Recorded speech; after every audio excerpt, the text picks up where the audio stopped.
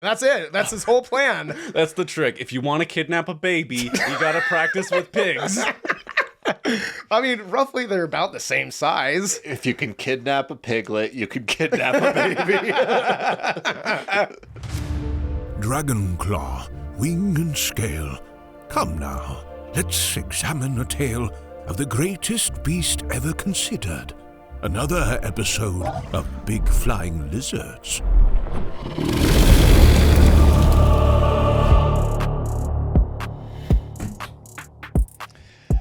Val Kilmer. I did not realize how hot he used to be. So hot. He has not aged well. Well, I'm going to slow you down, right? You know his situation, right? I understand there are external circumstances. However, if you look at like a Harrison Ford, if you look at these other actors that were big hit to his time that were the heartthrobs, Val Kilmer hasn't necessarily, but even before all the things went down, like let's keep it positive here. Val Kilmer, hot. He was smoking. So hot. Smoke show. He was hot. Hot enough to pull off the greasy, long Willow hair. Yes. He was the OG Jon Snow. Welcome to Big Flying. Is that it? Okay. I guess we're rolling with that one. Welcome to Big Flying Lizards, everybody, a dragon movie and television podcast. My name is Austin. Across from me is the #1 Val Kilmer fan. Young Val Kilmer fan. Young Van. That could be your rap name, too. Bryce Wilson. But that is not all for today. For there is another guest at the table, and his name is Josh Harrop.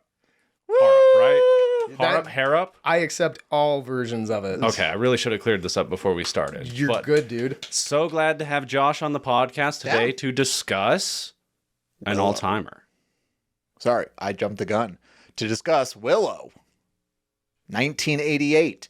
But before we go into that, Josh, do you want to just give a little quick rundown of who you are, how you ended up here, all that good stuff? I'm a friend of Bryce and Austin's. That's honestly the best and most concise way I can put it. You got in early. Ground floor. I did get in early, yeah. I know Bryce from college, and I know Austin from games, D&D, early on. Josh did several D&D campaigns with us. We played in person, we played online, and now I feel like even without, like, prior to being on the show, you're kind of Big Liz family for your support in the comments section. I do want to point out, YouTube did an update recently, so it tells you like which fan has done the most of this and which fan has done the most of that. Josh has definitively commented the most out of any fan, and it's not even close. Like, it doesn't even give me the exact number because he has commented the most, which it's 100+. The point is, we're looking through the comments and we're like, there's a whole podcast here. We just got to get him on the show.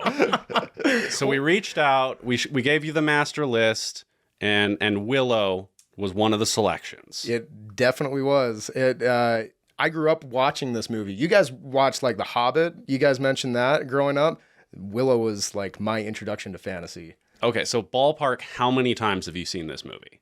At least 10. It probably is more in my lifetime. That's a lot of times to visit Willow. Yes. And I'll just say, this is a first-time watch for me. It's a first-time watch for Bryce. Yep. Whoa. I quite enjoyed this. Yeah.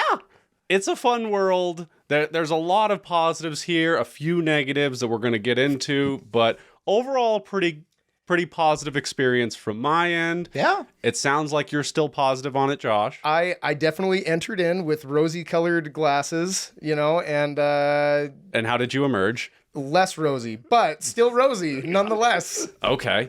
So do we want to just get into, do I need to do the overview and then we can talk generalities? Yeah, let's go ahead and do the overview if that's all right. Okay, so I'm going to let y'all know that Willow is a 1988 live-action family fantasy feature about an aspiring magician who teams up with an imprisoned swordsman to protect an infant girl from a wicked queen who the child is prophesied to one day overthrow. It was directed by Ron Howard from a story by George Lucas and features Warwick Davis and Val Kilmer in the lead roles. Industrial Light and Magic handled the special effects, resulting in 2 Oscar nominations and qualified praise from critics who found the story lacking. Willow grossed more than $100 million beyond its $35 million budget and became something of a favorite among young fantasy fans in the late 80s and 90s. This ultimately led to a trilogy of books and a short-lived sequel series that debuted on Disney Plus in 2022. We already kind of we're floating out our thoughts there, but Josh, Bryce, what'd you think of Willow on this watch and rewatch? Go ahead, Josh. I grew up with this. I loved this movie as a child. And frankly, I thought that it was awesome, but I hadn't seen it in a number of years. So I sat down to watch it the other night just so that I could get a better idea of what this is. And I have a 6-year-old and he was in the room. The first scene, it made him cry. Oh yeah. There's been a through thread emerging from our 80s family content we've been covering. What was once family content is probably maybe not anymore. Which I get, I was a wimpy kid and I was scared of everything, so I get it, but I'm like, is that because of the content that was shown to me, or the culture, or is it just totally innate in my biology? Maybe we won't know. Who knows? I think they were just a lot more lax with the PG-13. I feel like R has been pretty consistent. You just say fuck more than once. And there we are. We're an R-rated podcast. We've only said it once so far, so it's PG-13 still. Right, and you didn't use it in the wrong way. So, and I have not showed my titties yet, so hey, it's still early enough. It's still early in the pod, so that might only show up in the director's cut. In the Point Patreon. is, kids' movies in the 80s, way better. I definitely agree with that. I can definitely agree with that. Actually, that is something you could speak to. I was kind of joking there, but you as a parent, what's your feelings there? So as a parent, I think that there are certain scenes in this that I definitely wouldn't let my kid watch. It wasn't that it was too scary. It's that my 6-year-old has a really big heart. And so and we can get into it more when we get there, but there's one scene where the old lady pushes the baby out into the river on a pile of sticks. And he I look over it and he is just sobbing and I go, what does the matter? He's like, why did she have to give up the baby? I was like, buddy, don't worry about it. It's all good. And then I had to turn it off. So, well, it's kind of doubling up there because it's taken from its biological mother and then its quote unquote new mother. It is then separated from, I don't know, he didn't a day later. That. But it's just double abandonment. He didn't understand that. He just was like, why did the mommy give up the baby? So that ended our session together. So he didn't get to watch the rest. All right. So thumbs down from your child. Not off to a great start. Not off to a great start. Would I let him watch the rest of it? Probably. It was just that one thing. I needed him to calm down just a little. So, yeah. I actually really like this, and I'm sad that I didn't get to watch it as a child. I don't know if it would have made a difference watching it now, but it felt like I was watching fantasy Star Wars, the original trilogy. George Lucas. It's a Lucas film. I was like, what? Yes. In the beginning portion of that. And yes, some of the humor was derpy and some of the writing is derpy, but at the same time, it had pretty good effects for being a fantasy film in the late 80s and Oscar nominated. And I really don't think that the acting was terrible. I definitely say the story could have been written better, but I don't think there was really any weak links acting wise. No. And 2 years, like while we're still talking like expectations and first impressions and all of that, I had heard before that because George Lucas was involved with it, it was just like, it's just fantasy Star Wars. Like I was expecting this to be another Aragon situation, but I didn't realize that it's more so that it has that like family tone. Yes. Where and I say that as a positive, and this is to take it back another one, like the reason that I'm saying that like family entertainment from years past was a little bit more exciting for me is one, I've just always enjoyed like the practical effects and that kind of stuff more. Even when it's cheesy as a kid, I think that stuff is just more fun. And even if it doesn't look realistic, it's more exciting and tangible. But also where this is still like a family movie, that means like truly there's something here for everyone. I'm not saying this is like something that adults need to seek out, but I watched some of these quote unquote family movies today and I'm just like, oh, this is just for people who haven't like developed a brain yet. The Good Dinosaur. Shots fired. Shots fired immediately. Just saying. Good Dinosaur was not that good. It was the bad. Like D tier picks. I just skipped that one entirely. It doesn't exist.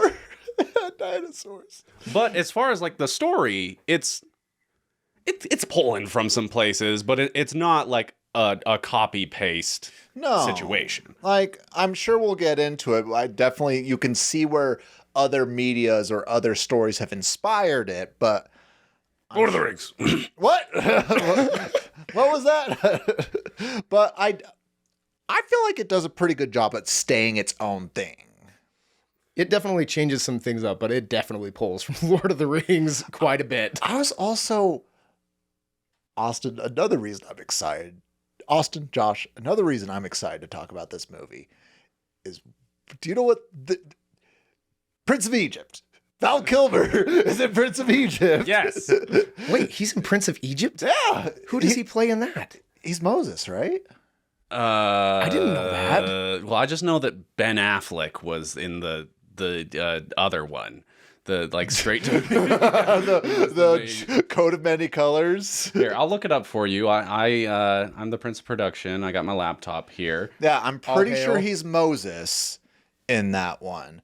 But okay. But also like there was a lot of like Moses vibes going on in that movie. Like yeah, we already brought up the abandoned baby like taken down the river and all the babies being killed. Like, yeah, true. Come on now. Like you never want to be the king, even if it works, even if you get the right baby, you never want to be the ruler who killed all the babies. Her head general literally wore a skull mask, like. Or do you mean Darth Vader? I wasn't really getting too much. Captain Phasma. Okay, that one fits a little bit more. But yeah, no, George Lucas. As soon as I heard that George Lucas was doing that, I was like, that's Darth Vader. That's Darth Vader straight up. I mean, I say Phasma, but you're actually right. Because if you pause it, who's Babmada, the Wicked Queen? Yes. Is clearly the Emperor stand-in. She even has like lightning powers and stuff at the end. That would make Kale Vader with the mask and the big dude and the which. Did you know that's a guy? He's yes, he is a guy. There was a guy. What a guy. He is. I have so many notes. He's today. a wrestler. Pat Roach. Pat Roach. Yes. Do you know what you know him from? No. He's the buff mechanic dude in Raiders of the Lost Ark. Oh, really? Jones fights. the one that's in the that gets chopped up by the airplane? Yes. Oh my gosh. Another PG movie. Oh my god. Yeah, that's another one. Well, it's Temple of Doom being PG that I'm always like, Because not to get too much of a, you're welcome, Hayden, not to get too much of a Indiana Jones rabbit hole, but isn't the third one the first time it becomes PG-13? Probably. Here, I can pull it up. By the way, Val Kilmer is Moses in Prince of Egypt. Okay. So there Makes you sense. go. Beautiful voice and beautiful man. You've never seen him in Saint? I don't think so, no. Oh, you guys got to watch Saint. I've seen Saint. Saint is not a bad movie. No, but it's been years since I've seen that one. That's kind of a TV special. Not like it's like a cable classic. I mean, Yes. Well, I only caught it at my grandparents' house, so that makes sense. yeah, exactly. Last Crusade is PG-13. It is the first entry in the Indiana Jones franchise that was rated such. Val Kilmer, though, favorite Val Kilmer performances. I don't like Top Gun, but he's great at it. As is, like, him and Tom Cruise, fantastic. Yes. And Goose. Also, I thought Val Kilmer was fantastic in Oliver Stone's Doors biopic, where he played Jim Morrison, the lead singer of the Doors. Any others? Any others? Prince of Egypt, obviously. Here's the funny thing, like, I really think at this point in time, the only movies that I've seen with Val Kilmer, I've only watched half of Top Gun because my mom hated, I was watching with my parents and my mom hated how much they were swearing in it, so they turned it off. Well, did you run into that steamy sex scene? We didn't make it to that. Like, we made it like half an hour. I'm going to say, whoop! You probably for the best if there was any concern prior. I thought he was referring to the steamy volleyball scene, but Just steamier even. This movie's too hot. a bunch of guys in denim shorts doing Depends on what you volleyball. like. But Take My Breath Away. That song is from Top Gun. They play it over the sex scene. Oh man. Boom, boom, boom. Top Gun. Boom, boom. Top Gun, the new one. Maverick. Prince of Egypt. Willow. And Batman Forever. Oh yeah. I forgot about Batman Forever. He was Batman. He's Batman. What? You ever seen a chin like that anywhere else? I think I've only... Which one is that one? That's the one with Jim Carrey Riddler. Oh, I saw it at your house. Yeah, we watched it together. That was a long time ago when we were kids. This is before they added bat nipples to the suits. Well, that was the only time I've seen it, so... Well, so then, this is a total aside, but I actually do want to know, is Val Kilmer the worst Batman? Ooh. Because we've said some nice things about him, and we'll continue to do so in this movie. He's great in this movie, I will say. No, I think George Clooney is the worst. The Clune. The clown. I haven't seen the old ones in such a long time, and I haven't seen the Pattinson Batman, which I feel like people have been giving Pattinson a hard time for it, but I think it's just because Christian Bale was just so amazing, and Affleck was just so aesthetically looking like Batman. But so I there's no such thing as a bad Batman. Oh. I love Ben Affleck. He's one of my favorite actors. He's probably the worst Batman. But aesthetic, that's okay. We're diving into the bat grass over here. Is there anything else that we want to go over for the film before doing our rundowns? It's a Ron Howard movie, and I wanted to talk Ron Howard for a second, if we may. Yeah, go ahead. Are you two at all familiar with his filmography? Because he's a... You're fine, Josh. You're fine. maybe a quick IMDb. I know. Where It's I like, can run some can down. I quickly look this up? Because he's a journeyman. So Okay. he's the kind of guy who doesn't really have like his aesthetic style, or it's pretty rare for him to put like a stamp or like a recognizable flair on his movies. But he's done a lot of stuff that a lot of people have seen. Like Apollo 13 was a big one. He also did the In the Heart of the Sea movie with the one of the Chris's, the Hemsworth? yes. Chris Hemsworth. Other Ron Howard movies. The Grinch, He did The Grinch. Oh, really? The live action. Da Vinci Code. Greatest movie of all time, The Grinch. Dude, I hate The Grinch. It's literally the best Christmas movie. Strong disagree. That one I will fight back on, dude. Home Alone. No, Grinch is so much better. Than Elf Home Alone. is the best Christmas movie. Elf. To begin with. I'm not gonna lie, Will Ferrell is sort of soured on me through the years as the older I get, while Jim Carrey is not. So The opposite. Well, I like Will Ferrell is definitely not the draw for me that he once was, but I think Elf is actually the height of his comedy. Like that's as good as he ever did it. I'll agree with that. I will agree with that. Because every other character it's just Will Ferrell. It's the same character. Which it is also, but this time it's just like the setup is so wacky and weird that it does distinguish itself. It makes sense. And a lot of the jokes are specific to the elf thing. Yes. I love Elf and I hate the Grinch, the Jim Carrey Grinch. The animated one's an absolute classic. But anyway, Ron Howard. So we know Bryce's favorite, the Grinch. enough said. He did the Da Vinci Code. Also A Beautiful Mind. It was a Best Picture winner. Oh, that's a good one. It's okay. Man, But this I is like me that. working up to like I don't like most of his movies. And he's like he's very competent but like I look at my letterboxd and like every single one of his movies I've seen, I'm like 6 out of 10. Nothing is rising above the pack. And maybe that's just me. No. But I bring all of this up to say Willow is probably my favorite. We've cracked the code. But did you have any faves you wanted to shout out real quick? I mean, the only ones that stood out was like Da Vinci Code, but all the others, yeah, I would say they're kind of mid. And it's not they're not bad. They're No. just they're like, oh yeah, I saw that. That was fine. They're middle of the pack. But Willow though. Willow's above the rest. Let's hear about the first section, Bryce. All right, Queen Bavmorda,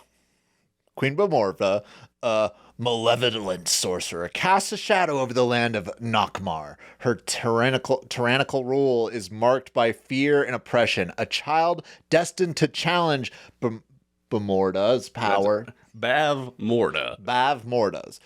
To challenge Bavmorda's power is born secretly. Her mother, defying the queen's decree, entrusts the infant to the loyal midwife. The midwife is hunted by Bormiv by the queen's fearsome hounds. Makes a daring escape to ensure the child's survival and sets her adrift on the river, hoping for a kinder fate. The infant washes ashore in a peaceful Nelwyn village. A kind-hearted farmer who aspires to be a wizard, Willow Ulfgood, takes the child in as his own. A Nockmar hound, a creature of darkness, attacks the village. The Nolyans realize that the child is the reason for the attack. With that understanding, the village elders send Willow with a group of other Nelwyns to get the child to its rightful place. They journey, they trek, and they come across a crow holder with a dashing, beautiful man. I never knew that he had so much love for Val Kilmer. I didn't realize Val Kilmer was this universe at this point. Literally, I had no idea. So you're gonna have to do a little bit more digging into that filmography. It sounds like his 80s work. Yeah, because Maverick, I mean, you just hate to see it. Like, you just hate to see it. Indeed. But okay. Beginning pretty strong. I'd say we're getting the Moses thing. Yes. But really, I don't have much until we get to the Nelwyn village. Yeah, I'd agree. Like, it's Hobbiton. It is, and But I don't mind it. I want to be delicate about this. Oh no. Oh, you don't want another Aragon situation. No, so it is Hobbiton though, and they do opt for actually casting little people in this instance. Yeah. And it is not, I think, our place on this podcast to weigh in on that, but it seems like everyone involved felt it was a very positive, uplifting experience that brought work to a lot of people and resulted in a great film. The setting and all of that, though, for their village is just awesome. And and like Fellowship of the Ring, this is the, like, I kind of, like, just, like, sigh every time they leave Hobbiton in that, where I'm like, you know what, this just could have been the first 3 hours. We could have just hung out here and like smoked weed and like blown up fireworks and gardened, and that would have been perfectly satisfactory to me. I feel like Peter Jackson was taking notes from this film. Well, just like in the Fellowship, they dive right into Bilbo's birthday, and that was very much the vibe that I was getting with this. Like, they made the choosing of the Apprentice almost be like a festival. And they literally, like, they walk into town and music's being playing, food is being sold. Like, it's great. I liked it. And so Willow, who's played by Warwick Davis, and we'll talk about him in a second, is an aspiring magician. But he doesn't have, like, real magic. He's prestige magic. It's street magic. The Carbonaro effect. There you go. And he's putting on a little show, but it doesn't quite come together. But I actually liked that later you have to know the trick. It has to go wrong at the beginning so that we, the audience, see what the trick is, so that he can do it right at the end when it really matters. Yes. You know why it succeeded the last time? The Why? baby couldn't move. He's using a giant fucking animal that's about half his size and with legs. And he's like, yep, just stay underneath the table. And that's it. That's his whole plan. That's the trick. If you want to kidnap a baby, you gotta practice with pigs. I mean, roughly they're about the same size. If you can kidnap a piglet, you can kidnap a baby. This has been Big Blind. There goes any chance of sponsorships. There it goes. I apologize. I get that they have to have the baby be chaste and it's considered, but the baby actually doesn't stop the queen. That Never thought about that. You make a valid point. Like, you're totally jumping the gun here, but yeah, they like, quote unquote, kill the queen at the end. I'm assuming that if they'd have done the sequel that George Lucas wanted to do, she just would have been back. yes. Like, it would have been like, no, she wasn't. She was only kept at bay for a little while, and now she's back. And probably the second one would have picked up with the girl a little older. Mm-hmm. Well, it's almost wondered because they didn't want to kill, again, like jumping the gun. But I was just thinking at the beginning of the movie, I'm like, oh, this girl's going to end up this girl's going to be Willow. Like, like, I legitimately thought that. Like, and then I was like, wait a second, why is... No, in all seriousness, and this is just like accountability time, I did not realize that Warwick Davis was the lead of this movie. And I think that was just like me being like, it's the 80s. They wouldn't have had a little person be the lead. Well, and so I was expecting, like clearly we learn shortly that he is going to be the protagonist, but I was expecting this little kid to grow up and be like Willow the magician. I mean, they don't call Lord of the Rings Frodo. So, I mean, you make a very valid point. Well, not only that, though, like, on this list that we have, Val Kilmer is the first person on the list. When they're introducing the names and actors, Val Kilmer's name is the first name that pops up. Val Kilmer is, like, propped up. So hot. How can he not be the main character? Well, one, Bryce, I just love that you are slowly entering the like endlessly nerdy realm of like billing order, which is like a degree of like film nerddom that I've only scratched the surface of. But this is in fact a very political thing. And in fact, I saw in my research for this that George Lucas was strongly opposed to Val Kilmer receiving top billing because Warwick Davis is in more of the movie and the titular character. Yeah. Wow. I'm with George. I don't say it that often. I'm with George. Certainly not recently. No. He sold his soul to Disney, and that's all she wrote. Hey, wouldn't you? For that amount of money? Have you not seen the South Park episode? Who hasn't? Oh, man. Sorry, but that was just, again, we'll talk more into it, but I can see where you're coming from, where it's like, yes, it makes more sense, especially since the evil queen was like, no, we can't just kill the baby. We've got to do this ceremony so we banish her soul and she doesn't come back. A little bit of overkill. But... And, you know, we were joking around before about her killing babies. It seems like what she actually did is round up all of the pregnant women in the land and then get them together. And then every time a baby was born, check for the birthmark. Mm-hmm. So I don't think she actually was killing that many babies. No. Honestly, I'm not sure that we see Bab Morta do anything unjustified in this whole movie. Doesn't she send an army to attack a castle? Well, who doesn't send armies to attack castles? But yeah, you're right. I don't think that she ever did anything that was like terribly unjustified. I mean, she clearly is evil, and it doesn't take that long with her to realize that. But just for the sake of a podcast take here, she was going to kill a baby, and then she killed the mother just because the mother didn't want her baby to die. Did the mother die? Yes! Did we see that? She said, killed it, like not even 5 minutes in. Okay, I retract my statement. I was unaware of the mother murder. Austin is pro women being murdered. Well, it was because the lady, after she took the baby, she's like bad-mouthing Bab Morta. She's like, you're gonna end, and that baby's gonna be the one that does it. And then the queen's like, oh, so it's justified. Yeah, there we go. That's the whole point. Goodness. Can't have those naysayers talking bad.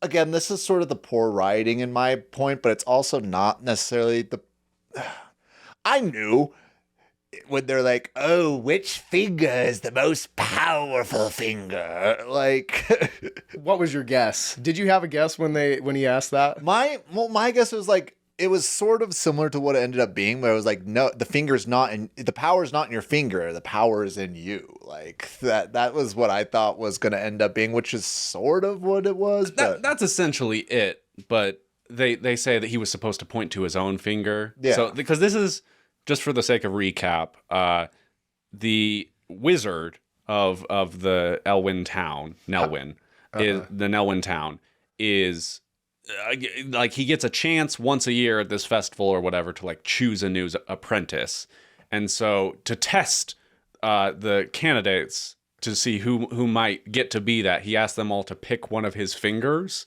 which contains the magic, and they all choose one and it's wrong. So it comes back around at the later that they were, if they were really worthy, they would have recognized that the magic is in themselves and pointed to their own finger. So that's that. Yeah. I actually think that was a pretty well-constructed and sweet message that is also easily graspable by children. And to the movie's credit, I reckoned that it was probably a trick question of some sort, but I didn't necessarily clock exactly what it was going to be. I was pretty stupid. I immediately, I didn't remember that he asked that. On your 11th watch, On my- you're like, oh, this time I'm gonna get the right finger. It's the pinky. I completely forgot. So when he asked that, I was like, it's the thumbs. We have opposable thumbs. It has to be the thumbs. Best finger. That's what I'm saying. That was my logical explanation, but no, I guess that analogy makes much more sense. No, you're making a lot of sense here too, because I'm like, okay, well, if I could only keep one finger, thumbs. Gotta be. It's a pretty good one. I like this wizard character a lot too. Yes, and I just want to quickly say, I'm not saying the whole sequence right here is necessarily bad writing. I didn't like when he came back, which is going to be in the next section, and he's like, I saw you hesitated. You knew the answer, but you chose to be going with the flow. You should have trusted your gut. Like, that's the part I didn't like. It should have been more of like, no, Willow just developing in, because he was almost saying, you need to be more confident. And like, in these situations, you don't tell the person, like, they sort of have to discover, like, hey, you like, because that's sort of what Willow went through the movie. Just was like, I'm becoming more and more confident in my ability the more I'm doing. And it also, I could see it working in a more satisfactory way if that scene was at the end of the movie. yes, Like he comes back to the village, which he does, and then the wizard is like, you remember that test from a few months back? And they essentially could have the same conversation, but it would like cap his journey rather than the wizard giving him a heads up like, oh, and by the way, on your adventure, you better work on your self-confidence. So this is the English teacher in me coming out. So I apologize right now. We're about to have a lesson. oh boy, It's why you're here. Enter the Kilmer zone. oh no. But themes, so a lot of times when you watch movies or read stories, themes can be explored in explicit ways or implicit ways. Can they be implied or can they be explicitly stated? And so in this one, it is explicitly stated. And this would be the same as like Peter Parker talking with Iron Man and saying like, well, if I don't help and I have the power to do so, you know, it's on me if something bad happens. But it can also be implied, like in How to Train Your Dragon, where there's the two sides fighting, and the theme is there's always two sides to every, you know, battle. And so I don't feel like it was a bad thing that they explicitly stated it, especially where it's a kid's movie, but it would have been better at the very end.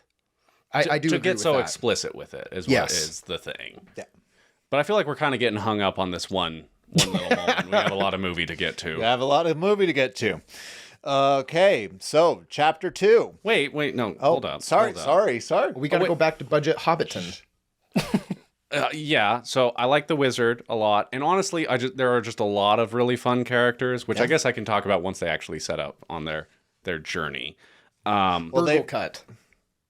Burglekutt? Burglekutt. Yeah, so that's the main one. I wanted that guy. I wanted more of him in the movie. Yes. I want a spin-off. So this is like He's the bald dude with the hair, and he's like, Willow, you owe me money. Yeah, he's not like he kind of has like town mayor energy. I don't think it's stated if he has like a title, but it's also implied that he's like the wealthiest Elwyn Yes. in town, and he's just a jerk. But good voice. I could watch him get shit on literally and figuratively all day. Shit and vomit. He was a good character. I did like him. Sorry, Bryce. You No. can go with the next section now. No. I should have asked if there was. Is there anything else with chapter 1? No. Okay. So we find out that the person in the birdcage is a mercenary, and his name is Mad Morgan. Mad Mordigan.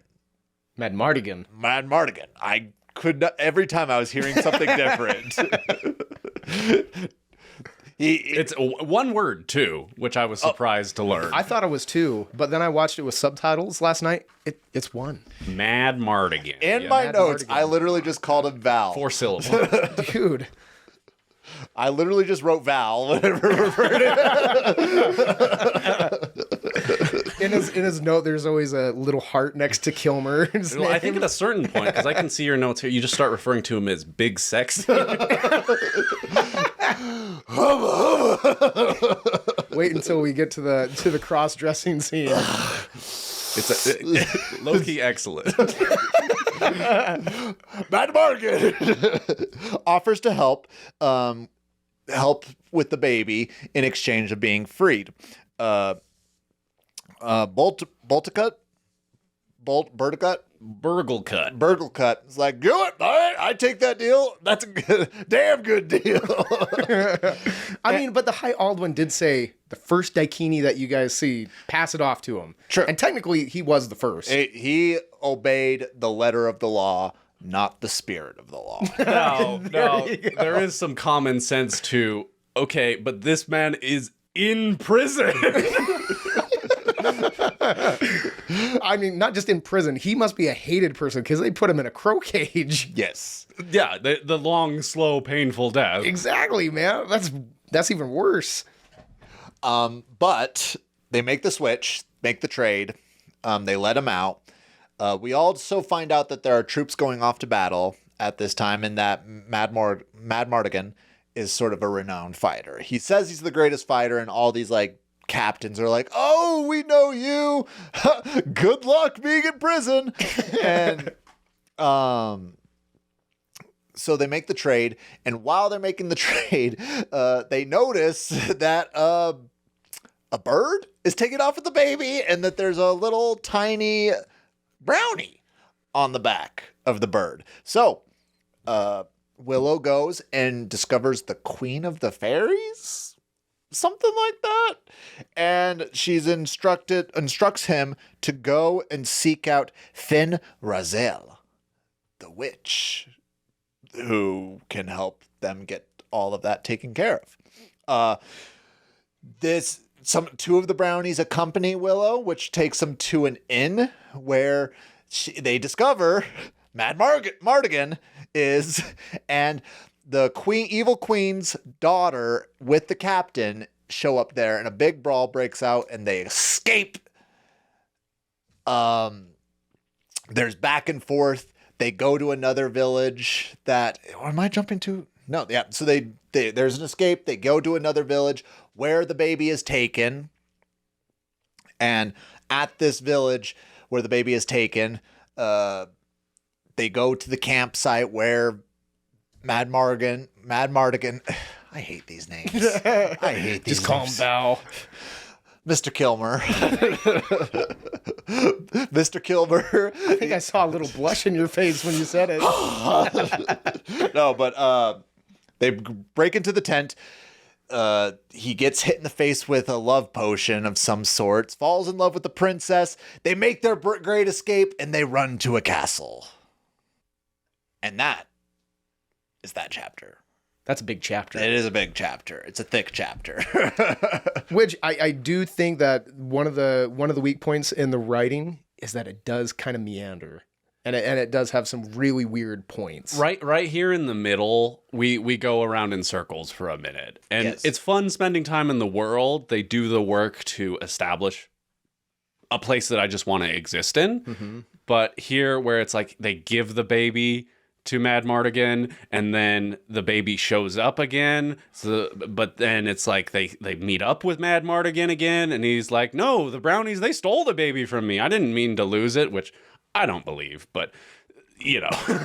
Well, but all of this run around essentially amounts to they now have they have the baby again, which they already did, plus the brownies who make the movie worse in every scene. I loved the brownies for the first 5 minutes they were in, and then I hated them after that. You're just like, "Oh, you're just here now." You're always like this. Real quick on that. Did you read Fablehaven? I didn't. That's one of the books that I've been meaning to get into, but I haven't yet. Great series. One of my favorite of all time.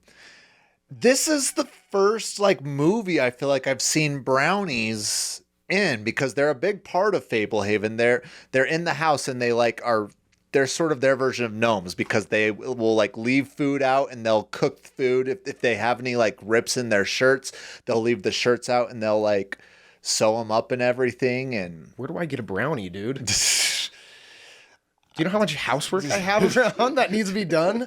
Can I pay for them? Do I have to go capture one? well, you don't want to capture them. I don't want to capture these They will turn two. into a tarantula if you. They are like the low-key the most helpful infestation that you can have, though. The most helpful infestation. They're like the anti-borrowers, the givers. Oh, I like it. They help just with random things. Except, these two, they're mostly just annoying and like maybe racist. But That should be noted, is that when they first meet Mad Mardigan, he calls them a racial slur. did he? Yes, he calls them peck. So there's in universe, like, that is a racial slur, right? But I never picked up on it until I watched it now, and I'm like, wait a second, that's like a racial slur in a kids movie. Within this world, they're like creating their own racial slurs and everything. The word peck gets thrown around quite a lot in this, though. So you'll forgive me if I didn't remember that particular instance. I will also say this was a time when racial slurs were thrown around quite often. Not defending it by any means, but No, but as a child, I never picked up on that. No. In fact, I didn't know that their actual term was Nelwyn. I thought that it was legit that they were pecs. I didn't know it was until I printed off this sheet over here. That Dude. I mean, on some level, I actually think that's kind of cool that they're engaging with like the level one like race relations in a family film. yeah. They like Willow, like he experiences discrimination when he goes into the bar, which there's Star Wars again. Like, Yep. no droids in here. Oh, I didn't pick up on that. That's a good one. Where were we even talking about all of this? Sorry, I backtracked just a bit because when you mentioned that, I immediately thought of Val Kilmer calling him a peck. We ended this section with them stealing the baby back after Val Kilmer professed his love. Oh, Okay, yeah. the So fever dream with the fairy queen. That was a little trippy. I liked it. It has a whole lot to do with nothing. Nothing. But like the visual effects are pretty strong, I felt. Especially like the little fairies, they do like an overglow effect on them, and they look so much better than the Brownies do in the way they're composited throughout the movie. Which there are some scenes, some individual shots where the little tiny, 6-inch tall Brownies look pretty good. I would say that they're passing in like 15% of them. It's the roughest part of the special effects to me. I'd agree with that. That's true. I would agree with that. But yeah, they're annoying and around. Do you want to talk about Val in drag, Bryce? Didn't see that coming. It's an 80s movie, man. This comes up all the time. I did not see that coming at all. It was I thought it's funny though, It is because funny. like the lady he's hooking up with's husband comes in and then like notices him/her and is all like, "Hey, baby, why don't we go and find a room all our own?" But it's Val Kilmer under the with how hairy his arms are. It's just classic gags. Down. Some like it hot. What do you got, Dude, Josh? but did you pick up on the pickup line that he shot to Val Kilmer? The only thing he said was, "Wanna breed?" That was it. That was the only thing. Fellas, a little dating advice out there. Gotta love 80s PG. Oh my gosh. But this is, I think, where we're starting to see Val shine in the movie. Yeah. Like legitimately. And we get some of that with him in the cage. Like when he's like, "Give me the baby," and he's doing like the kissy face. Which I've been led to believe that Val was allowed to improvise a fair bit on this set. And, I think that was justified. I think Howard, old Ron, made a good call on that one. He clearly had fun with this movie. Yeah. And that's honestly all I'm asking for with most performers in like family entertainment like this is like, you don't necessarily have to take it serious, but like find the joy in it. And I think that this is an excellent example. This is not related, so I don't want us to like get sucked down this rabbit hole, but it just came to me and I don't know if there's really going to be a cutaway first. Do you think Leonardo DiCaprio's ever been happy during a movie and had fun during a role? Or does he just take it, like, I feel like he just takes it so serious that he does not have fun with any role. I don't know if DiCaprio is the one to like wave the finger at there. Like we've already brought up Christian Bale, who I don't think knows what it is to have fun. I mean, his most I should say, never mind. Yeah, you're right. I would hope that DiCaprio has had fun at least on the Tarantino movies he's been on, but maybe that's high pressure for him. I don't know the guy. I don't know. I don't think I've seen enough Leonardo DiCaprio movies to make that judgment. And we've all aged out of his dating pool, so That is true. it is what it is. I thought I had a shot. What could I say? I don't know, Kilmer. Oh, real quick, I completely spaced it. This is also when we meet Raziel, and she's a possum. Is that what she is? No, she wait. A brush-tail possum. That's it. You got the full name. Sorry, I didn't get my degree in zoology, but yeah. So she's that. Which I don't understand why there was skeletons all over the island. It's not like she was. Yeah, I was expecting it to be like the bunny from Monty Python. Yeah. The Holy Grail. Yes. But she's just a possum. Or maybe she recognizes that Willow is a good guy, so he doesn't feel her wrath. But she doesn't even really do anything throughout the movie to warrant like having literally dozens of skeletons surrounding her island. Dude, the guards, when they pick up Willow, like when they go back and they're like showing her the baby and the guards come and pick them all up, they literally grab her by the tail and just stuff her in a bag. Exactly. You would think that she would have brought some holy hellfire down on them or something. Yeah, you'd think. Well, maybe they would have answered that. Maybe they answer that in the sequel series. I wouldn't know. I can't watch it. Was she the real bad guy all along? I doubt it. The evil queen was actually protecting the land by turning her into a possum. That'd be quite the twist. Hey, origin story right there. I did want to let y'all know the actor who portrayed Raziel was Patricia Hayes, who played Urgle in The Neverending Story.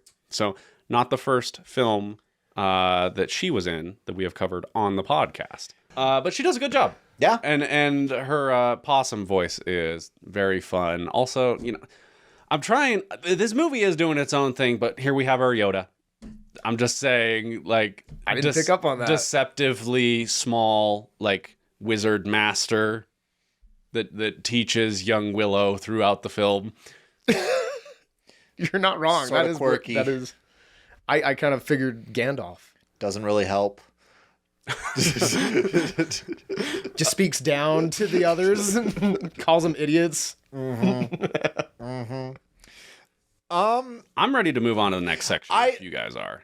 I did just want to point out, again, I understand, like, Game of Thrones wasn't even a thought process of, like, a TV show or movie, but just the dynamic between, is it Saoirse? Is that That's it. Saoirse, Saoirse and Mad Mortigan? It was giving me a lot of Jon Snow and, I'm blanking on her name. Ygritte vibes. Like, yes, because Jon Snow has black hair. Mad Morgan has black hair. Ygritte has red hair. Kit Harington's hot. Val Kilmer's hot. Do you have a thing for Kit Harington? No. I was way more for Rob Stark. Rob Stark was my boy. That's okay. So was my wife. He was the one I was legitimately angry when he died, but that's a whole nother conversation. Ooh. Spoiler alert. For a whole different movie. Hey, you never know. Cart chase. Wait, I did think because it's after he does their like romance like actually starts to become a thing once he takes the love potion. Oh dear. I enjoyed that, actually. I did too. I did not have a problem with, like, you couldn't have done it without the brownies. The brownies served a purpose. They set it up that one of the brownies gets the love potion first and then falls in love with a cat who wants to kill it. Hilarious shenanigans. Hilarious. But that's like when he's supposed to be freeing. What's he rescuing? He's getting the baby. He's getting the baby. The baby that's useless the whole movie. And then he's like just so overcome by this potion that he's like, I have to profess my love right now. She's hot. Yeah, but also this is a person that seemingly he has like some history with of like, has she kicked him in the face yet? Yeah. Right? She kicked him in the face. That's what he says later when they're like telling him, it's like, yeah, you were like professing your love. And he's like, she kicked me in the face. Well, and then even when they're like walking to the camp, he's like looking at her and she's like, what are you staring at? He's like, I just want to picture how bad I want to break those legs of yours. And like, they legit hate each other. I bet their sex is really weird. like You say really weird. Okay. I say great. I think the word I was actually looking for is physical.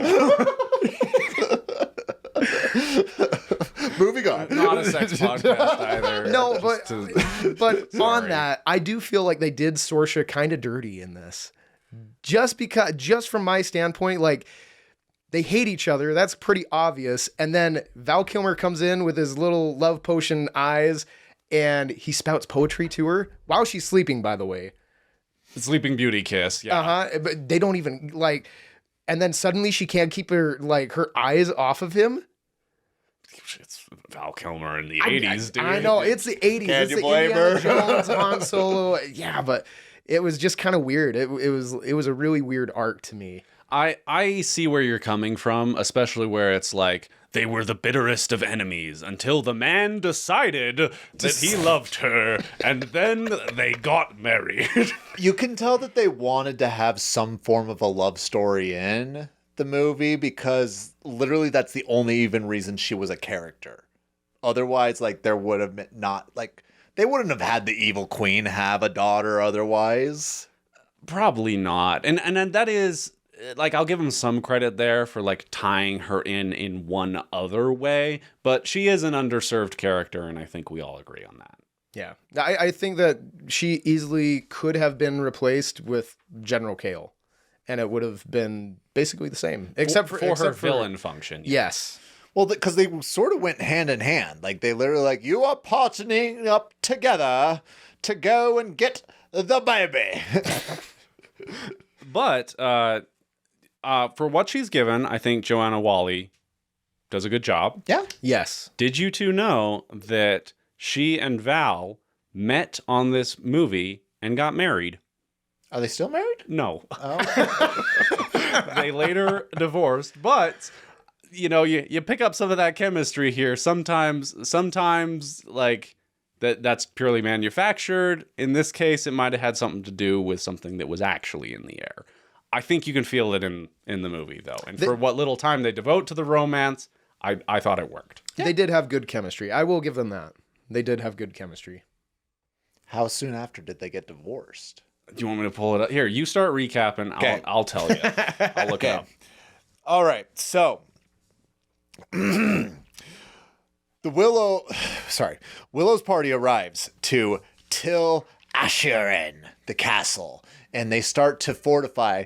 And favorite moment of the movie for me personally, Mad Mortigan finding the full armor.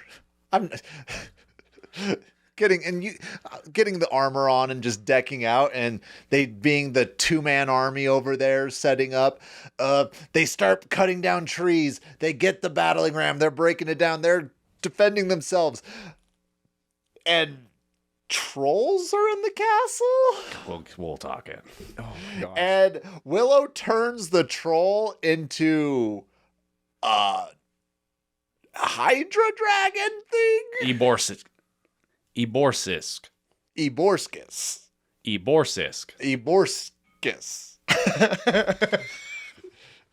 It's not gonna happen.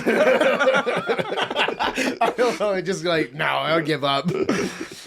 I didn't know that was the name of it. It's not said in the movie, but it is established in the lore. Okay, cool. So they fend him off. But unfortunately and sadly, the baby is taken. And they they get together, they storm the castle, but before the castle is stormed, the evil queen turns them all into pigs!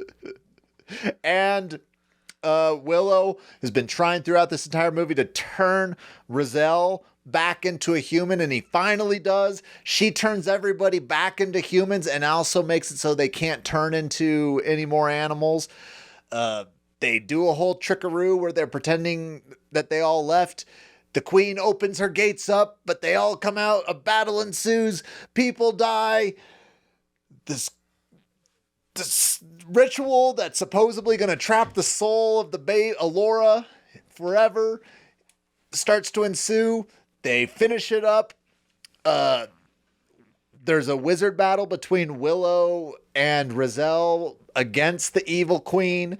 And through the power of switcheroo magic, Willow saves the day.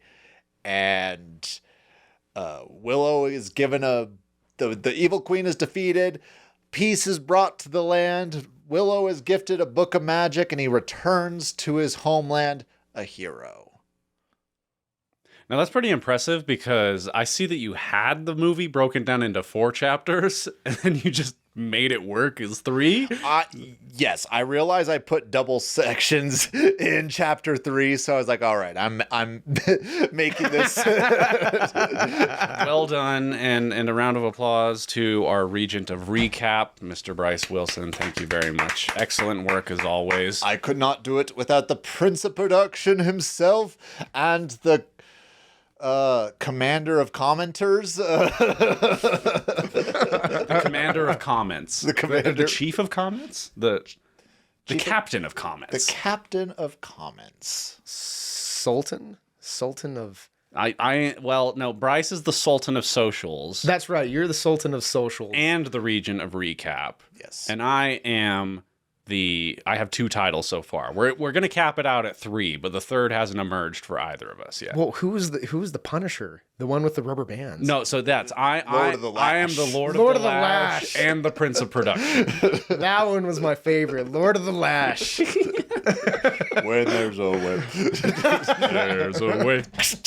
Watch out, I could bring it back at any moment. We've referred to Lord of the Rings quite a bit in this podcast episode. Exactly. Peter Jackson. Okay, the movie though. Where did we pick it up? The end. Well, no, you went to the end. When they stormed when they got to the castle.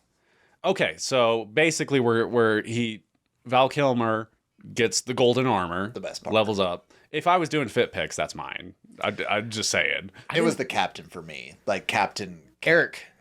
Kale. Oh, Kale with the skull mask. That was badass too. The minute he showed his face, I was like, ugh. Keep it on. The magic has left.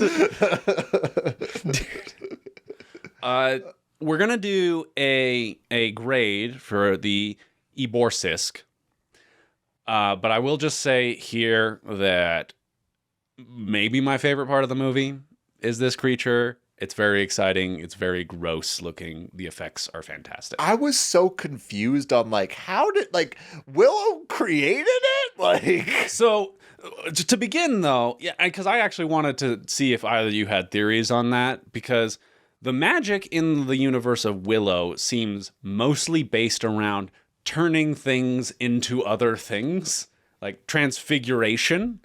So that to me, because the whole time Raziel is trying to get him to transform her into her human form. Yes. So it is like a reoccurring thing throughout the movie that is extremely fun, that she is constantly turning into different talking animals.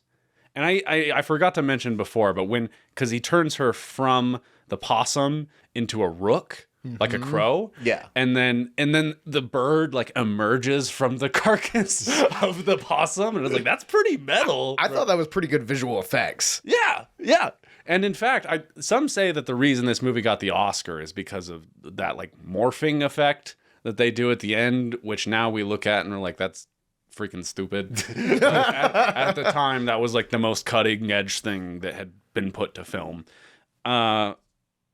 Anyway, I just lost my train of thought. But turning things into other things. So it's in the middle of him trying to do that. Like, the enemy is coming. She's like, quick, turn me into my human form. And he tries it again, and it's not working. And then he is trying to use his magic on the quote-unquote troll. And so I was like, okay, is it like the troll got like the leftover of that spell he was trying to do? Or maybe he's just not very good at magic? Because he like zaps it and then it like melts and turns into like a little rock that like egg thing that like bursts open and then falls into the water and then it emerges as the big monster. Any insight on that from either of you? I didn't know that that's what he was actually doing. I thought that it was just like an errant spell. He was like in a panic and just went, and then flesh rock, you know? He accidentally used the flesh rock. Yeah. But I'm also over here like, okay, well, if he'd have turned Raziel into the Eborsisk, we would have been in a great situation. That would have been entirely different. Problem solved. Here's sort of my thought, and I'm not going to sit here and say this is what I think, but it's a way to at least go about it. In D&D, you especially when it comes to druids can only turn into animals or beasts. They can't turn into magical creatures. So I'm almost wondering, like, the troll seems to be some sort of a magical creature. So if you're using, like, can only like non-magical creatures turn into other non-magical creatures, or a magical creature can only turn into magical creatures? And so when you use the transformation spell on a troll, which is a magical creature, it turns into another. It hits like the mystery box random wheel. Okay, you're going to be a new magic creature, and it just so happened to land on Eborsisk. Yes. Ooh, tough luck. I mean, it's like the tiger. She like when she turned into the tiger, I was like, I'd be cool with being a tiger. Well, that was actually my first thought. Is because she's morphing into a bunch of other things. When she turns into a tiger, I'm like, what are the odds that would be more useful than the old lady she's going to become? But when she's telling him like what she's supposed to turn into, she says that she's a young, beautiful lady. And then at the very end, she turns into this old lady. I'm like, where's the problem in where did this come from? Well, there is some acknowledgement on that though, because right after she's transformed, she like looks at herself and she's like, oh, has it been so long? That was actually kind of a powerful moment for me. I didn't pick up on that. That's pretty good. It's baked in. Baked into the cake. But we're at the castle where everybody's fighting. They chop down a tree for a battering ram. They're pouring hot oil. It's chaos. Val's the one-man army. And also there's that great moment where as soon as the Eborsisk emerges, everybody runs out of the castle and he runs with them. He's like, wait a minute. They're not on my team. It really wasn't that bad. Like, I quite enjoyed that action sequence more than I enjoyed the final action sequence. I agree. I agree. With all the traps that he set, like he's setting bear traps out and all this stuff, and then he pops out of like a little hole with like 2 crossbows in his hand. He's like, and then he just crawls away. I thought that was fantastic. Speaking of Home Alone. He's going all Kevin McAllister here. No, I think this whole sequence was my favorite sequence of the movie. We agree then. Agreed. Yeah. 3 for 3. 3 for 3. But is there anything else on this necessarily section of the movie that we want to cover, or do we want to go into the ending? Right, so they steal the baby. The bad guys have the baby, so they have to go storm the big bad castle. Yes. This is also pretty exciting. I would say the sequence with the Eborsisk is just more exciting because it's like centered around this big practical monster. Mm-hmm. But the finale's not bad either. The wizard duel between Raziel and Magmorda is kind of neat. There are a lot of flashing lights and whiz bangs and all that throughout. I'm easy to please. I really think, I know we talked about it earlier, but I really think they were taking that Peter Jackson took a lot of inspiration from for Mordor, because the castle has that Mordor vibe. There's dead things on the outside, and the wizard duel between the two witches very much gave me the same vibes of the Saruman Gandalf wizard duel in the Fellowship, which is a super underrated scene. Yes. In that, I have to say, because you read that scene talking about, honestly, for both this or in Fellowship of the Ring, and it's like two old people point sticks at each other and float around, and it's a fight, and it's awesome. That the way they translate it, I would say Peter Jackson, he had a decade and change to perfect it, but in both instances, it's actually pretty exciting. Yeah, and that signature move, which I'm sure is just them on a cable getting flown around the thing, is actually pretty effective. Yeah. Like the sort of the wuxia thing, the kung fu movies where it's unrealistic. Like The Matrix used the same technique where somebody kicks somebody and they fly across the room. It has that same potency, I thought. Yeah. What'd you guys think?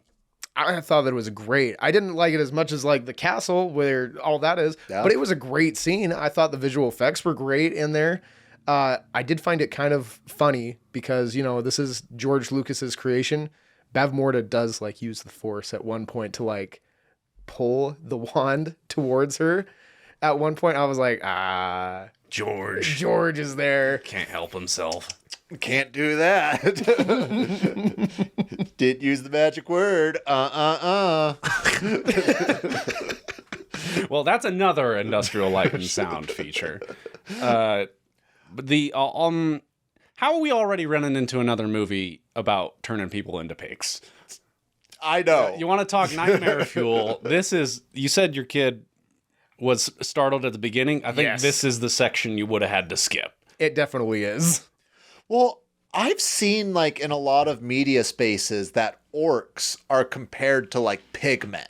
Yeah. So again, this is sort of where I'm thinking Willow was taking inspiration from Lord of the Rings because they did the halfway points where, and the least sexy Val of all. Well, if that's your thing. It's pretty specific. I bet you romance Lae'zel in Baldur's Gate 3 every single time. No, it was the third time. The Toad Girl. Ugh. Carlack's my girl. Austin, you know all that. I wish I had time for video games. Baldur's Gate sounds amazing, but I'm also where am I going to find 1,000 hours? Yeah. You don't sleep. Who needs sleep? You finish Lost, and now you just give up sleep. I'm already down to 5 hours a night. That's great grinding time for Baldur's Gate. Wake up early in the morning. Instead of working out, you just play Baldur's Gate for an hour, and then off you go with your rest of your day. There it is. That's my new life. Let's do it. I mean, we're kind of making fun of it, and I do think it is actually something that probably traumatized a lot of kids, but I do think the pig transformation is actually awesome. Yes. It's horrifying, and you do get a progression to it. It's like American Werewolf in London, which has the best werewolf transformation ever. It's where you see each stage.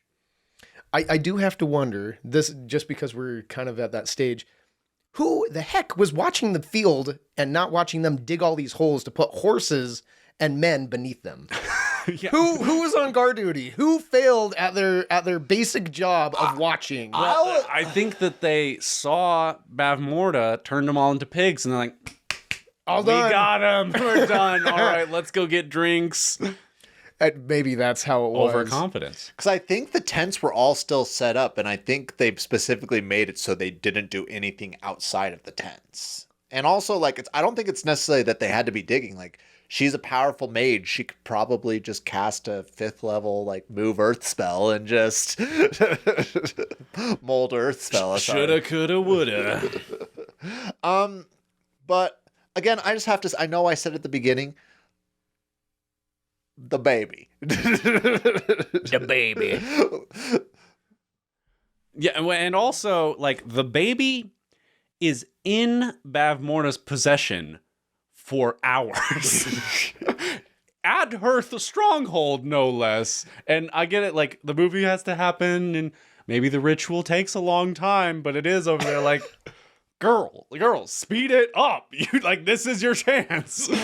I would have understood it a little bit more if there was like, oh no, it has to be done under like a blood moon or something like that. But yeah, no, the baby was in her possession for hours. And none of that's established. You could do it with a throwaway. Maybe there is a throwaway line. I've only seen it the once. I don't think there was. But again, I've missed quite a bit apparently.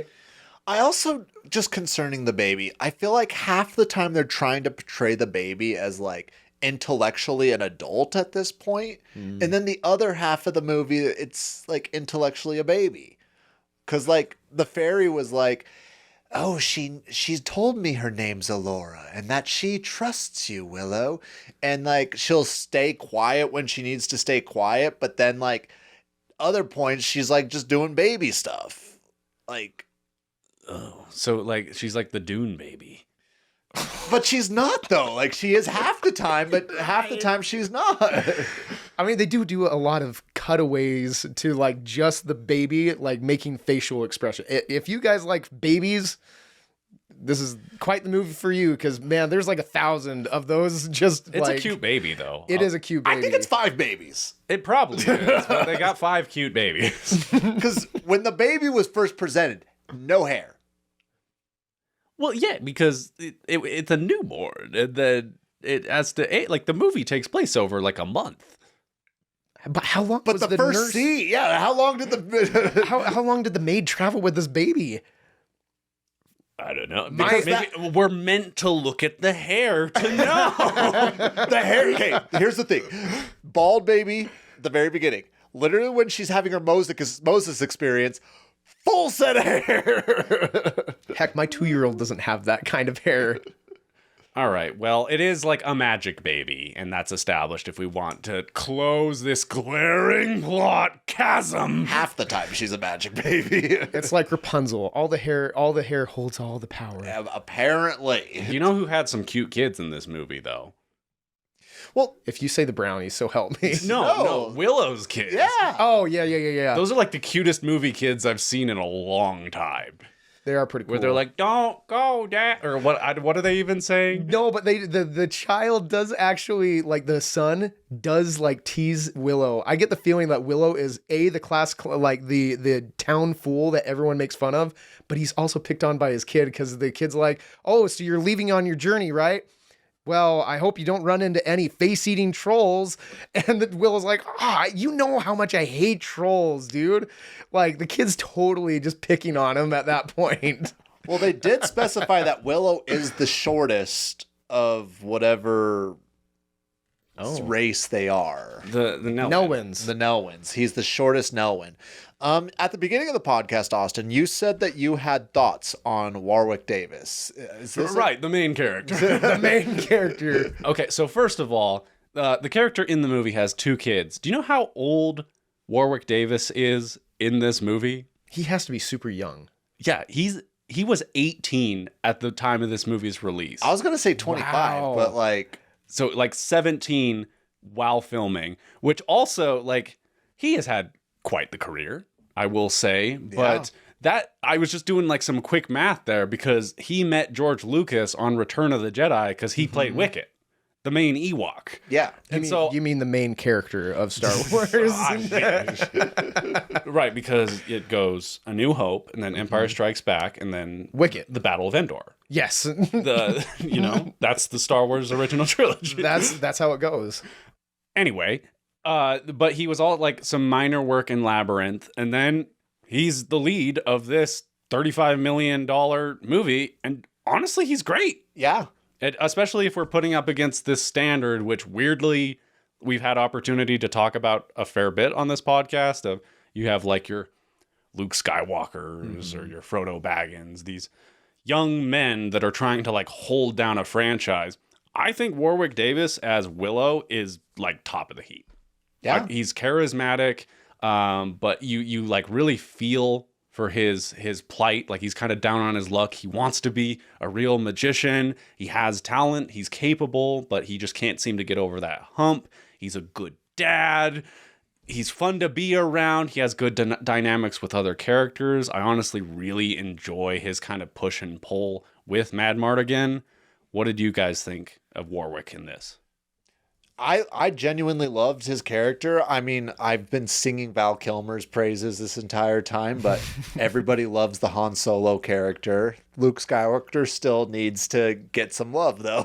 And that's part of what I'm saying here is like being the straight man, like the center of the universe is less of a juicy role often. Like there's less fun to be had there, but that makes it a greater challenge and all the more impressive that he held it down like yeah. I do not have anything like to say negatively. I think he genuinely did a great job. Like I don't think he had a weak moment in the movie. And again, we're talking 17, 18 years old in this. Yeah. It's impressive.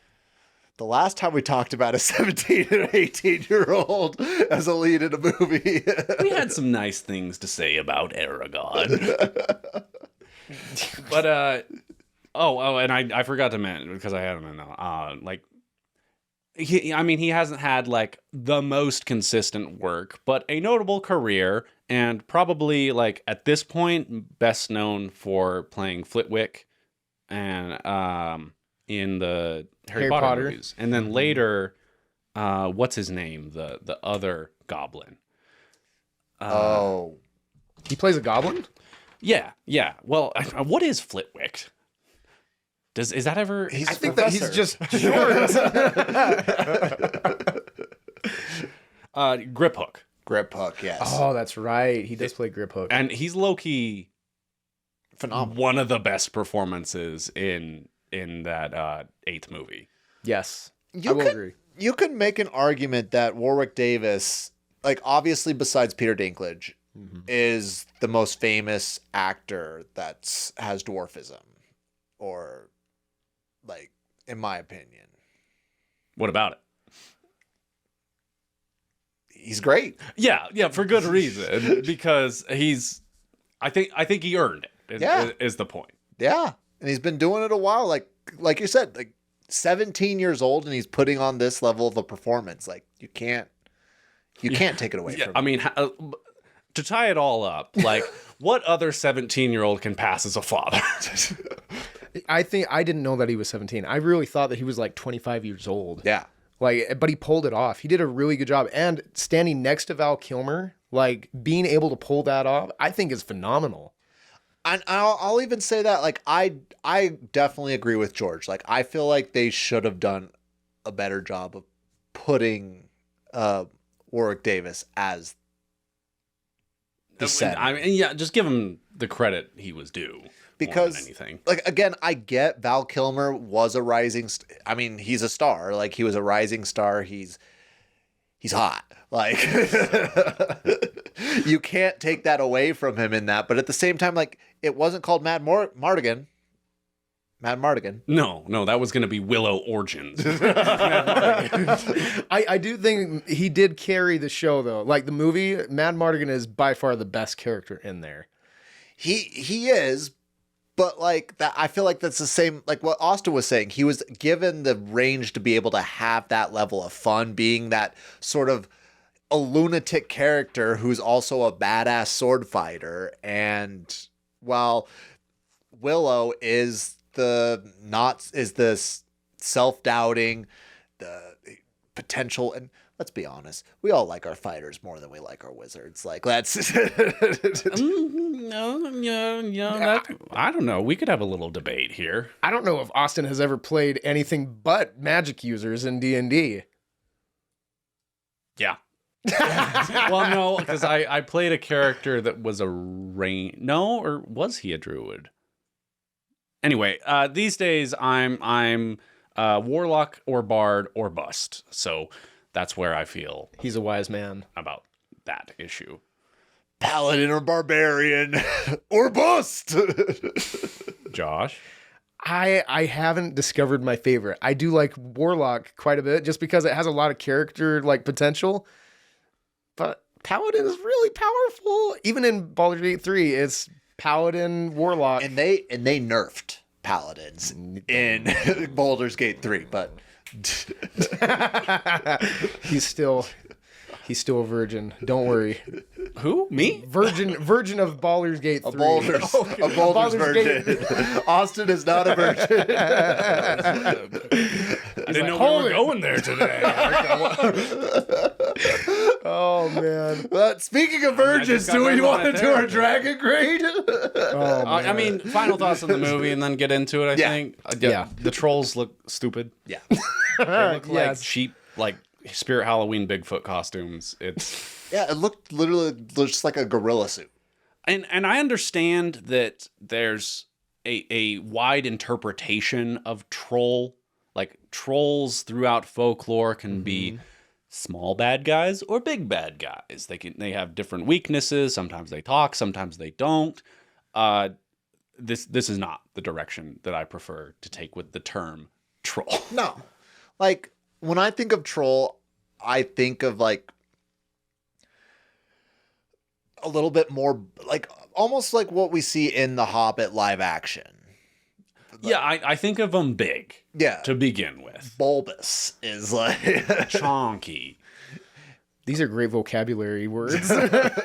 I don't think of hairy. I don't think of human sized. And I mean, it's just they were underwhelming. I mean, I do also think of Danny DeVito, which is kind of closer to this. But Are we really? But I think of Danny DeVito more as a goblin than a troll. well, no, it's, you got to pay the troll toll. No, This is the Always Sunny episode. I do remember that. Never mind. That is another throwback. That's a good episode. Oh, the best. Trolls. Not my favorite in this. The brownies kind of suck. The trolls kind of suck. But there are a lot of great creatures, including the Eborsisk. But before we talk about that, any final thoughts from you, Josh, on the movie? I Our think we've conversation so far. covered everything. If we haven't, I mean, I forgot about it. So, must not be that important. Right on. Let's just couldn't be that important. Meanwhile, like all the super fans are just raging. We have a 5-section grading process. Are you familiar with our grading process, Josh? Now, I am, as many episodes as I have watched, I do not have this memorized by now, which maybe I should. This is more for the benefit of the listener. 5 sections, a grade from 0 representing abysmal to 10 representing incredible. Each of us is going to be giving a grade in each category, and then the final score will be all of those numbers divided by 15.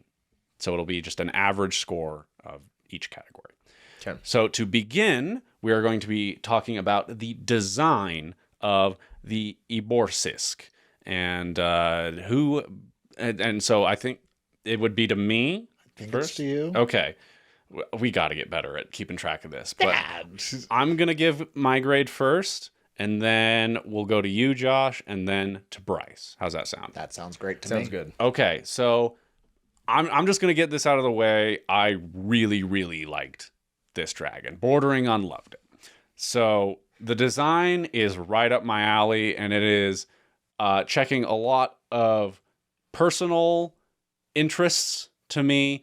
I like that it's so ugly. I like that it's unusual, which is something it'll get more credit for in another category. I like that it has like ugly teeth and like little beady eyes. The big chonky necks. I'm giving it an 8 out of 10. What do you think, Josh? I watched this and my wife came home and I was like, what do you think about this dragon? And we couldn't decide on a good nickname because I was like, could be called the ballsack dragon for all I care. Okay, so let me just say, It just has the weird neck thing right there. I know, and it swells up before it breathes fire. I liked seeing that functionality, though. I did like that. It was just so funky looking with this like weird, I don't know, man. It was just weird. Yeah, what do you call that? Neck sack. Neck sack. Anyway, I did like the design. I wish that they would have pulled out a little bit more often so that you could see like the full body. Because the only time that I think that we saw like the full body is when it's growing and then when it dies. I think we get maybe one shot in the middle somewhere that's just kind of like all the chaos and it's in the middle. Yes. I wish that they would have done that more because when it died, I was like, man, that is such a cool looking dragon in my mind. So I agree with you, but I'm going to knock it down just because I think that that's really weird looking. So I'm going to give it like a 7 out of 10 as far as design goes. Perfect reasoning. Excellent. Josh, Bryce, what do you think? It's got everything that I really like. It's big, it's chonky, it's strong. I don't like the name, but that's not the design. But I also, I'm a sucker for, it needs to have some wings for me, but I mean, 2 heads, though. 2 heads is pretty great. Double the fun. But with that being said, I'm doing 8 as well. 8 is great. I think it's great. 8 is great. Man, I thought that you were going to be the one that backed me up on that. I love my big, thick dragons. Bryce has been consistent on this. You know, I think this is actually most like accurately described as a girthy dragon. It doesn't have a real... Girthy and thick. Now, for special effects, this is essentially my favorite way to represent a dragon. So from the jump, we are in great shape. We have industrial light and magic involved, and I believe this has to be stop motion. There were definitely some times that I was like, yeah, that's stop motion. But I mean, their team, it wouldn't surprise me if it was like primarily stop motion with some puppeteering involved. You also have Phil Tippett, who's like a special effects god who recently released his magnum opus Mad God, which is like one of my favorite movies of the decade. So him being involved in this, I am just super partial to the way that he goes about representing these things. I think the like frame rate and like fluidity on it was really, really good. And I'm only not giving it the 10 because there is a bit of separation between the reality of this movie and the dragon. But to me, this is a strong 9. What do you think, Josh? I actually really thought they did a fantastic job with the visual effects on this. I was going to give it a 10. Just because like if you watch it, even the dragon like picks up people in the movie. Like it bends down, picks a guy off a horse, like tears it apart type of thing. All the fire breathing effects look great. Fire breathing, I thought that it looked really cool. I think that might be the best like as far as special effects, not using, like animation to do it. I thought they did a fantastic job. Perfectly valid. And I think it's almost like Phil Tippett like hurting himself because all Mad God is this stop motion like weird like journey down the rabbit hole where it's tons of characters just like these that he did with like a decade of more experience. So it's only because I've seen that standard that I'm like, it can be better. Did he do the AT-ATs in Star Wars? Probably. Because I'm sure he was at least involved. It looks like the same to me. Like it has the same kind of quality. Or there's also the point in the like witch duel at the end where they animate the cauldron that Willow has to fight for a second. I was like, that's George is back because it's the four-legged AT-AT walk. Yeah. Okay. Special effects, Bryce.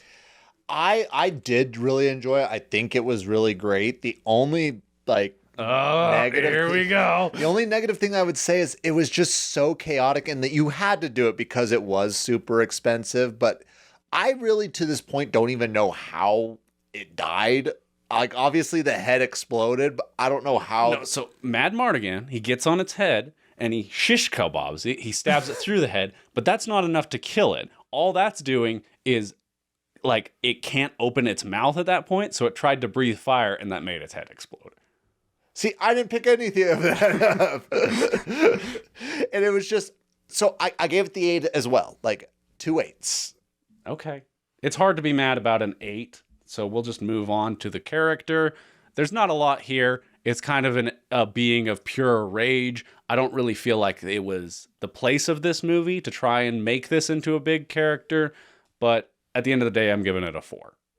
I would agree with that. There wasn't a lot of story to be had with a thing that came from a troll. I mean, like a flesh frog. I don't know what you want to say. So The lore runs deep. I guess that's kind of character. Oh man, I'll follow up with you on that 4, just because I don't feel like it was bad, but I don't feel like they really had anything either. What do you think, Bryce? Well, I feel like it's only fair that I give it a 3 because we hit Smurg. And I feel like we get just as much character from Smurg as we get from this guy over here. More like, screen time. There's more screen time. Which is why it's a 3 and not a 0. Okay, you're being consistent. I won't argue with it too much. Now, for the actual film, I'll keep my thoughts as brief as I can here and wrapping up.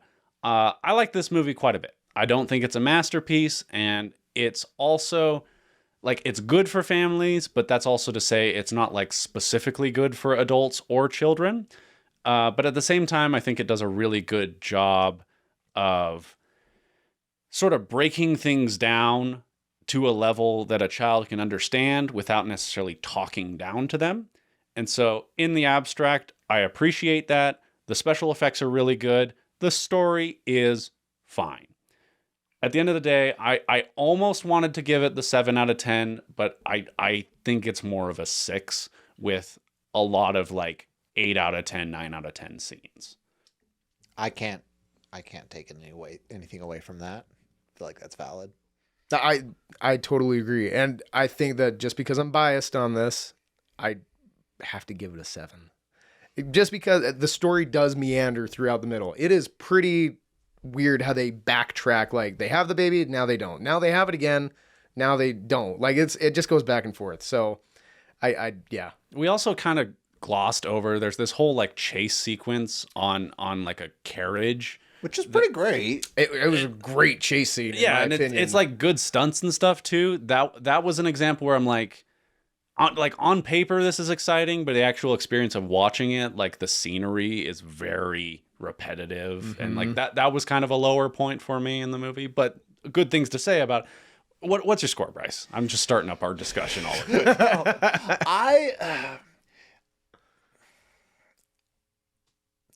You're going to hate me for this, but I'm going to give it a 7.5. Like, I actually really enjoy this movie. The writing is the only thing that I really bash on it, but all the actors come in strong to, like, overcome that. It's just the writing. And we all know how I feel about writers when it comes to House of the Dragon. So, I mean, like, but when you have these actors that are really able just to hold the story up, like, I can't really take it away from that. It's not a silver bullet, because I think that's what we're learning covering more fantasy movies. It's like you get the world and the characters right, and maybe some quality, like you got to get your special effects to a certain level, and then you're golden. Yeah. Like the rest is just kind of, no, we just want to be here. And it doesn't really matter what we're doing at that point. That is allowed. Now, our final category is the X Factor, something of a uniqueness grade for the Eborsisk, which I've gone this whole way without saying. The reason it's named the Eborsisk is after Roger Ebert and Gene Siskel, who are of Siskel and Ebert. There's like the most famous like movie discussion show ever. But they were two very popular critics of the time, so that's where it comes from. Just the trivia there. Now you know. This is a extremely unique dragon. I'm gonna say, 2 heads, unusual. 2 very chonky heads. It is bipedal, so it only has the 2 legs. Although I do think that this qualifies as a dragon still, but like just barely. You know what I'm saying? Like, I think it's firmly a dragon, but I could understand somebody being like, Willow's not a dragon movie, you know? Which I think speaks to the uniqueness of this being. It's also, like, gross, and it has the neck sack and all of that. 9 out of 10 on the X Factor. I will definitely agree with that. Is this the first two-headed dragon that you guys have had? No, it's not. We've got Devon and Cornwall in Quest for Camelot. Oh, that's right. A very different dragon in other Definitely aspects, though. I'm going to say that this one definitely supersedes those two. I have to agree with you on that. I'm going to have to give it a 9 out of 10 just because I think that the design, like, overall, I think it's really cool. I don't necessarily like the I don't know, the look of it all the time, but it's really cool and different. Yeah. So, I mean, you take away some points in the design because that's a little more subjective. Yes. And then you bring it back here. Correct. Valid. Bryce, bring us home. I don't think we're ever going to see anything like this ever again. It's a 10. A 10? Yes. Right. Yes. No notes. Which brings the Eborsisk's final score in the feature film Willow to 7.3 out of 10. That's pretty high. That's not bad. Pretty good. And I mean, it only really took a hit in the character category. If not for that, this would have been one of our very top dragons so far. A little Haku situation going on here. But I think that's pretty much going to do it for Willow here. Josh, do you have anything you want to let the people know about? Anything to shout out? Any plugs? I don't have social media. I'm a school teacher, so Say surely better for it. I don't regret it. So, but yeah, no, I don't have anything. All right. No plugs from Josh. I guess we'll just wait until the next time he's on the show again, right? There we go. Bryce, do you have a question to round us out? What do you want to know from the good people in the comments? I want to feel vindicated. I want to feel the love that I feel like this movie deserves. But what's your favorite Ron Howard movie? All right. You know what to do, guys. It's this and Apollo 13. They're both pretty good. I will fight people in the comments. He will. Anyway, follow on me on Letterboxd at the Media Binge. Do what the wizard says, and we will see you guys in 2 weeks to discuss what film? Oh, I don't know.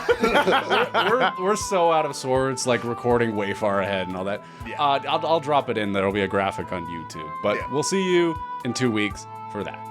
Good night, y'all. Later. See ya.